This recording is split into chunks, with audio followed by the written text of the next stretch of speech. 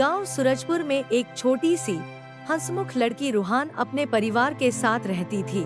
उसके घर में सुख सुविधा थी, प्यार और हंसी थी, पर पैसे की कमी हमेशा उनके चेहरे पर चिंता की लकीरें छोड़ जाती। रूहान रोज शाम को अपने दोस्तों नसीमा और लीना के साथ गांव के पास वाले खुले मैदान में खेलती। उनकी हंसी पूरे गांव में गूंजती, पर रूहान के मन में अक्सर एक ख्याल आता, हम इतने गरीब हैं, मेरा ही नसीब ऐसा है। गांव के पास एक विशाल और शानदार महल था। महल के बगीचे में रंग बिरंगे फूल खिले हुए थे, छोटे छोटे झरने बह रहे थे और नन्हे तितलियां फूलों पर नाच रही थी।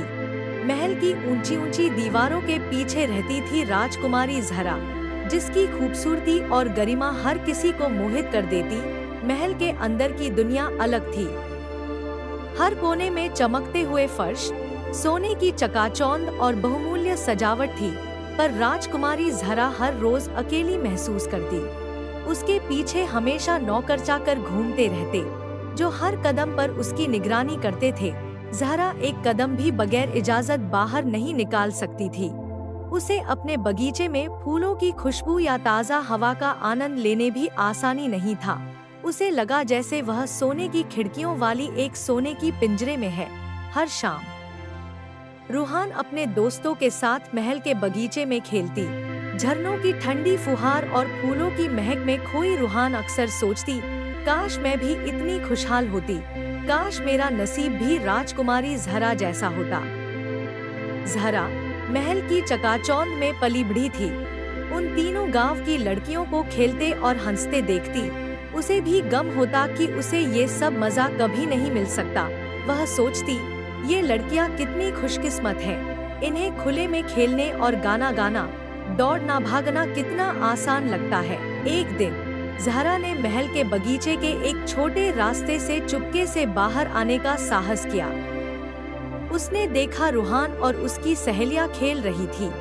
पहली बार उसने महसूस किया कि असली खुशी दौड़ भाग, हंसी और दोस्ती में है, न कि महल की दीवारों में। रूहान ने भी पहली बार देखा कि महल के पीछे कोई उदास राजकुमारी भी है। रूहान ने ज़हरा की ओर देखा और मुस्कुराई। ज़हरा ने भी हौले से मुस्कान लौटाई। दोनों ने महसूस किया कि खुशी पैसे और महल में नहीं, बल्कि दोस्ती, खेल और अपनी छोटी छोटी बातों में है। उस शाम से रूहान और उसकी सहेलियां रोज महल के बगीचे में आती और ज़हरा भी उनके साथ खेल में शामिल होने लगी। महल के अंदर के नौकरचाकर अब भी निगरानी करते, लेकिन ज़हरा की मुस्कान और दोस्ती ने उनके लिए भी माहौल बदल दिया। फूलों की खुशबू, झरनों की सरसराहट और हंसी की आवाजें महल और गांव दोनों में नई खुशहाली लेकर आईं। इस तरह दो लड़कियां, एक गरीब, एक राजकुमारी, दोनों ने समझा कि जिंदगी की सच्ची खूबसूरती किसी के पास कितना धन है या कितनी ऊंचाई का महल है, इसमें नहीं। खुशियां हमेशा छोटे पलों, दोस्ती और अपनी चाहतों में मिलती हैं। और उस दिन के बाद सूरजपुर और महल के बगीचे में हर शाम हंसी, खेल और दोस्ती की आवाज गूंजने लगी।